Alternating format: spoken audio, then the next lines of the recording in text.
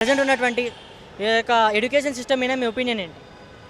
Bro నాది AP రీసెంట్గా BTech complete అయింది సిఎస్సి బ్రాంచ్. ఓకే.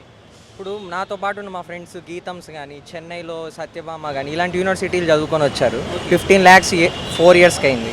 మేము లోకల్ కాలేజీలో చదువుకొచ్చాము, గ్రేడ్ 3 కాలేజీలు అనమాట, ఫీజు రియంబర్స్మెంట్ ద్వారా. ఇప్పుడు మాకేంటంటే కోవిడ్ టైంలో కూడా మేము చాలా కష్టపడి ఎగ్జామ్స్ రాసాం, మా బ్యాచ్ అంతా మేము సబ్జెక్ట్ నేర్చుకొని. వాళ్ళు ఏంటి 15 lakhs పే చేసి ఆన్లైన్లో రాశారు. బేసికల్గా అందరికీ తెలిసిందే అది. అలాగా ఎడ్యుకేషన్ సిస్టమ్ వాళ్ళకే ఇప్పుడు జాబ్స్ ఎక్కువ ప్రిఫర్ చేస్తున్నారు. ఇప్పుడు ఏ కంపెనీ అయినా టాప్ ఎన్ఎన్సీ కంపెనీలు అన్నీ టాప్ కాలేజెస్కి వెళ్తున్నాయి, కానీ అసలు లోకల్ కాలేజెస్కి వస్తున్నాయా?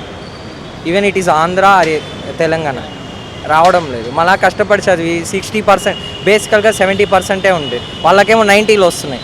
అన్ని కాలేజీలు 90s తీసుకుంటున్నాయి కానీ 17 తీసుకోవట్లేదు. ఇప్పుడు ఎక్కడికి పోయినా కంపెనీలకి ఏంటంటే 70 కట్ ఆఫ్ పెడుతున్నారు.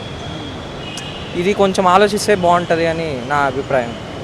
సో అంటే ఏమంటారు, ఎడ్యుకేషన్ సిస్టమ్ యొక్క తీరు మారితే దీనికి అందరికి ఒకేలాగా ఉండాలి కదా. ఓకే. పెద్ద అంటే వీళ్ళు ఫీజులు కడుతున్నారు, ఓకే, అందరు కట్టలేం కదా.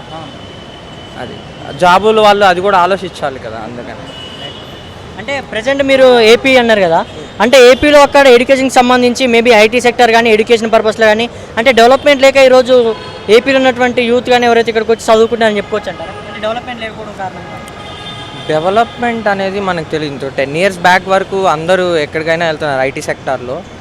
మనం డెవలప్మెంట్ గురించి మనం మాట్లాడుకోలేదు. ఇప్పుడు గవర్నమెంట్ ఏదో ఇంకొకటి ఫామ్ అయింది కాబట్టి ఒక్కొక్క సెక్టర్, చంద్రబాబు నాయుడు గారు ఐటీ సెక్టార్ అంటారు, జగన్ గారు ఎడ్యుకేషనల్ సెక్టార్ అంటారు, డిఫరెంట్గా.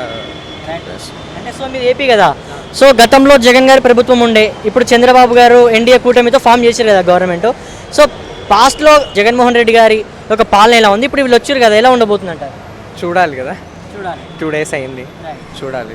మేబీ యూత్లో ఎక్కువ ఫాలోయింగ్ ఉంది కదా పవన్ కళ్యాణ్ గారికి, ఏదైనా చేసేదానికి అవకాశం ఉండొచ్చేమో మేబీ. సో పవన్ కళ్యాణ్ గారు ఉప ముఖ్యమంత్రి అవుతారని అనుకున్నారా? Yeah, definitely, sure. అది కరెక్టే కదా. అది ఈవెన్ ఎవరైనా అనుకున్నారు. అంటే యాక్చువల్గా వాళ్ళకి ఇచ్చినటువంటి 100% సీట్స్ని వాళ్ళు ఫుల్ఫిల్ చేసుకోరు కదా బ్రో, దీనిపైన ఏం మాట్లాడతారు? ఫుల్ఫిల్ చేసుకున్నంటే అది చరిత్రలోనే టీవీలు మీ లైవ్ ఛానల్సే చెప్పినాయి కదా. అది మన దాని గురించి మనం మాట్లాడుకున్నాం. మేబీ చూద్దాం చేస్తారో లేదో అనేది.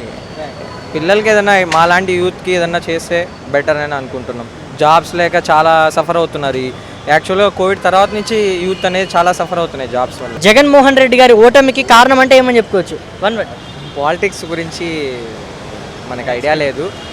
ఎడ్యుకేషనల్ పర్పస్ జాబ్స్ గురించి అయితే మనం, ఎందుకంటే ఈ సెక్టార్లో తిరుగుతున్నాము, కోచింగ్లని కానీ Bengaluru, Hyderabad, Chennai, mainly 3 major cities అంటారు. మేజర్ సిటీస్లో అందరూ వెళ్ళి ఇబ్బంది పడుతున్నారు ప్రస్తుతం ఉన్న జనరేషన్. అదేదన్నా గవర్నమెంట్ కానీ స్టేట్ గవర్నమెంట్ ఏదన్నా సెంట్రల్ గవర్నమెంట్ కానీ తీసుకొని కొన్ని చేంజెస్ అనేవి తీసుకొస్తే యూత్కి బాగుంటుంది అనేసి అంటారు.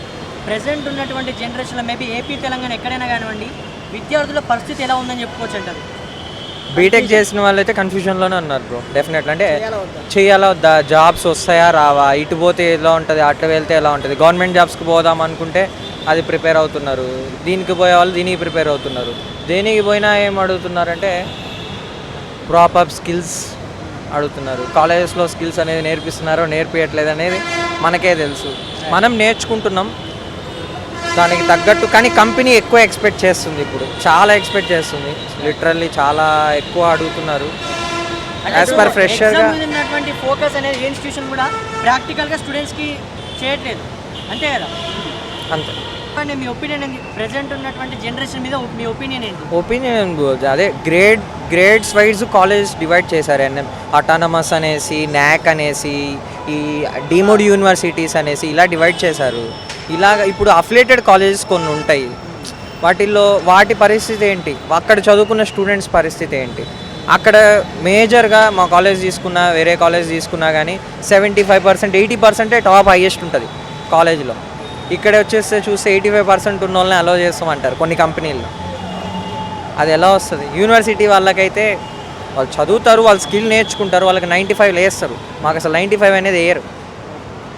అది దాని గురించి కొంచెం చేంజ్ చేస్తే బెటర్ అని నా ఒపీనియన్. అంతే, it's my personal opinion, that's it.